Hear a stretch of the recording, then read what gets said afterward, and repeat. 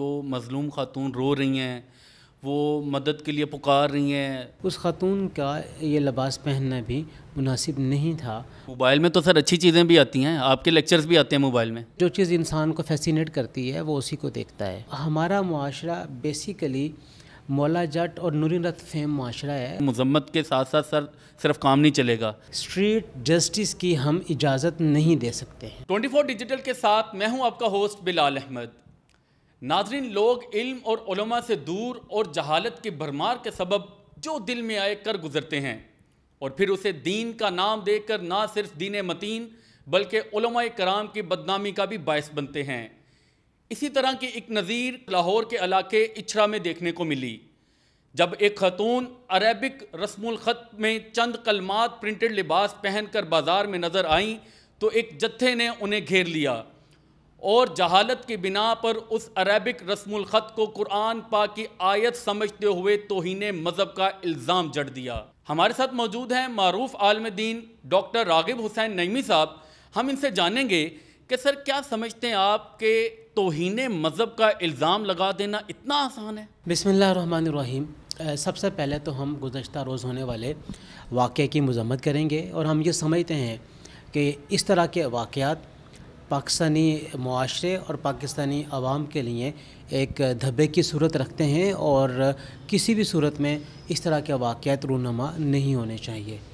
جہاں تک آپ کا سوال ہے بلاسفیمی کے حوالے سے، میں یہ سمجھتا ہوں کہ بلاسفیمی سے متعلق معاملہ پاکستان کے ان معاملات میں سے ایک اہم معاملہ ہے جو اتنی آسانی کے ساتھ الزام نہیں لگایا جا سکتا۔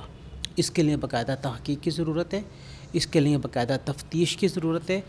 تو عامت الناس گزشتہ کئی واقعات کے اندر یہ بات دیکھ چکے ہیں کہ جتھوں کی صورت میں یا موب جب جسٹس کرنے کے لیے نکلتا ہے، اور ہم یہ سمجھتے ہیں کہ موب جسٹس کسی معاملے کا، کسی واقعے کا حل نہیں ہے، اور نہ ہی وہ صحیح انصاف کر سکتے ہیں۔ آپ نے ڈاکٹر صاحب ویڈیوز دیکھی ہوں گی کہ وہ مظلوم خاتون رو رہی ہیں، وہ مدد کے لیے پکار رہی ہیں، وہ چیخ رہی ہیں کہ میں نے ایسا کچھ نہیں کیا ہے، برائے مہربانی مجھے جانے دیں، جبکہ جو موقع ہے، جو جتھا ہے، وہ ان کی جان کو آیا ہوا ہے۔ تو میرا آپ سے یہ سوال ہے کہ ایسے لوگ جو جہالت کی بنا پر توہین مذہب اور گستاخی کے فتوے جاری کر دیتے ہیں، ان کی شریعت میں کیا سزا ہے؟ بلاسفیمیس میٹر ایک بہت اہم معاملہ ہے۔ اس میں اس بات کو جاننا ہوتا ہے کہ کسی بھی بندے کے زبان سے یا جیسٹر سے یا اس کے عمل سے کوئی توہین مذہب کا واقعہ رونما ہوا ہے یا نہیں ہوا۔ اور توہین مذہب کی جب ہم بات کرتے ہیں تو توہین مذہب یا تو کتاب کے حوالے سے ہو سکتی ہے، یا شخصیات کے حوالے سے ہو سکتی ہے، یا شاعر کے حوالے سے ہو سکتی ہے۔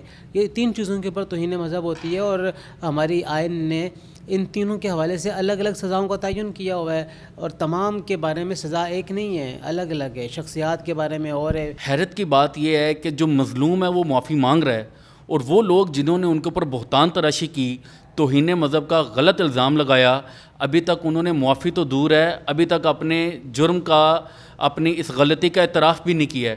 آپ کیا سمجھتے ہیں ان کی معافی کے بجائے کیا ان لوگوں کی معافی آنا ضروری نہیں ہے؟ دیکھیے، جب آپ موب کی طرف سے اس قسم کا واقعہ دیکھتے ہیں تو کوئی معافی مانگنے کے لیے آگے نہیں آئے گا۔ وہ شاید اس بات پہ معافی مانگ رہی ہے کہ مجھے معاف کر دیا جائے، میں پاکستان کے اندر موجود ہوں، مجھے معاف کر دیا جائے، میں جاہلوں کے اندر موجود ہوں، مجھے معاف کر دیا جائے، میں ایسے لوگوں میں موجود ہوں جنہوں نے لوگوں کی جانوں کو انتہائی آسان بنا لیا ہے، جانوں سے کھیلنا مذہب کے نام پہ۔ ڈاکٹر صاحب، میرا آپ سے یہ سوال ہے کہ یہ واقعات ہمیں کچھ نہ کچھ عرصے کے بعد پاکستان کے دیگر شہروں میں بھی دیکھنے کو ملے ہیں۔ سیالکوٹ میں بھی ایک سری لنکن شہری کو مار دیا گیا، فیصل آباد میں بھی یہ واقعات پیش آئے۔ آپ کیا سمجھتے ہیں کہ کیا علماء کرام اپنا وہ رول سوسائٹی میں ادا کر پا رہے ہیں کہ وہ یوتھ کو، جو ینگسٹرز ہیں یا وہ لوگ جو جہالت کی بنا پر ان واقعات میں ہتھ کنڈے بنتے ہیں، کیا ہم ان کی موبلائزیشن کے لیے علماء کرام نے اپنا رول ادا کر دیا ہے؟ کیا آپ مطمئن ہیں؟ دیکھیے، ہماری یوتھ تو کسی کے ہاتھ میں نہیں ہے، سوری ٹو سے۔ کس کے ہاتھ میں پھر؟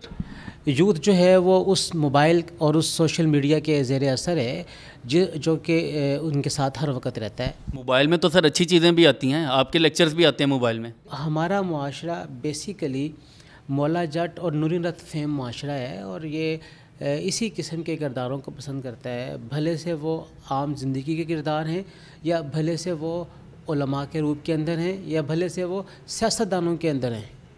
تو یہ جو ہماری سائیکی ہے معاشرے کی، یہ اس مولا جٹ اور نوری رت کے زیر اثر سے یا اس کی اثر پذیری سے ابھی تک باہر ہی نہیں نکل پائی ہے۔ وہ رسم الخط جو اس لباس کے اوپر پرنٹ تھا، وہ رسم الخط عین قرآن مجید کے رسم الخط سے بھی میچ کرتا ہے، تو کیا آپ اس طرح کے رسم الخط کو جائز قرار دیتے ہیں کہ کیا اس طرح اس کو پہننا جائز ہے، یا اس سے بچنا بہتر ہے کہ جس سے لوگوں کے ذہنوں میں شکوک و شبہات پیدا ہوتے ہوں؟ ہم یہ سمجھتے ہیں کہ رسم الخط، اور خاص طور پر جو عربی رسم الخط ہے، جو قرآن کریم کا رسم الخط ہے، وہ اس طرح انسانی لباسوں پر نہیں ہونا چاہیے، اس سے احتراز، اس سے بچنا چاہیے۔ کیلیگرافک کلودنگ مناسب نہیں ہے، تو پھر اس خاتون کا یہ لباس پہننا بھی مناسب نہیں تھا، اور خاص طور پر ایسے معاشرے کے اندر جہاں پر اکثریت ان پڑھوں کی ہے، اکثریت ایک یوٹوپیا کی کیفیت کے اندر رہتے ہیں، اور ہر وقت وہ یہ تیار رہتے ہیں کہ کوئی گستاخی مذہب کا واقعہ ہو تو ہم اس میں بڑھ چڑھ کے حصہ لیں۔ شاید لوگوں نے یہ تصور کر لیا ہے کہ گستاخی مذہب کے اس طرح کے واقعات کے اندر بڑھ چڑھ کے حصہ لینے سے جنت کھری ہو جاتی ہے۔ یہ تو تحقیق اور تفتیش کا معاملہ ہے، یہاں پہ الٹا جنت کی بجائے جہنم میں بھی جانا پڑ سکتا ہے۔ مذمت کے ساتھ ساتھ صرف کام نہیں چلے گا، آپ کیا ان کے بارے میں کوئی اسپیشل فتویٰ جاری کرنے والے ہیں کہ اس کے اوپر ورکنگ جاری ہے؟ دیکھیے، پہلا سٹیپ تو مذمت ہی ہوتا ہے۔ شریعت تو یہ کہتی ہے کہ کسی بھی بندے نے کوئی جرم کیا ہے تو اس جرم کو پہلے ثابت کیا جائے، اور ثابت کرنے کے بعد اس کی انٹینشن کا ذکر کیا جائے، اور اس کے بعد پھر اس کی سزا کا تعین کیا جائے۔ تو اور سزا بھی ریاست کے چنیدہ افراد دیں گے۔ ہر بندے کو، ہر کس و ناقص کو کسی بھی قسم کا کوئی حق نہیں ہے کہ وہ اٹھے، اپنی رائے کے مطابق فیصلہ کرے اور سزا دینے کے اوپر شروع ہو جائے، چاہے وہ فرد واحد ہے، چاہے وہ ہجوم ہے، چاہے وہ موب ہے۔ کسی بھی صورت میں اسٹریٹ جسٹس کی ہم اجازت نہیں دے سکتے۔